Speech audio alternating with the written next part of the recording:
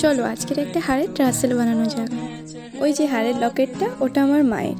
ওই হারটার সাথে একটা ট্রাসেল লাগানো ছিল আগে, তবে সেটা নষ্ট হয়ে গিয়েছে। তাই জন্য আমার মা আমার কাছে আবদার করেছে একটা ট্রাসেল বানিয়ে দেওয়ার জন্য। তাই আমিও ট্রাসেল বানাতে বসে পড়লাম। অনেক ভাবনা চিন্তার পরে ভাবলাম পিঙ্ক কালারের সুতো দিয়েই ট্রাসেলটা বানাই।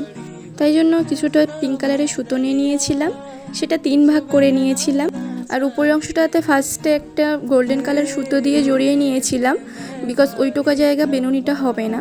তারপরের বাকি অংশটুকাতে বেনুনি করে নিয়েছিলাম, আর নিচে এসে আবার গোল্ডেন কালার সুতো দিয়ে সুন্দর করে আটকে দিয়েছিলাম যাতে না খুলে যায় বেনুনিটা।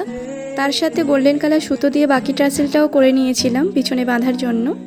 তো রেডি আমার মায়ের জন্য বানানোই সুন্দর জুয়েলারিটি। ফার্স্ট টাইম আমি হারের ট্রাসেল বানালাম, একটু ভয়েই ছিলাম আদৌ ভালো হবে কি না। মায়ের তো খুব পছন্দ হয়েছে। তোমরাও দেখে জানিও কেমন লাগলো। ভালো লাগলে লাইক, কমেন্ট এন্ড শেয়ার করো।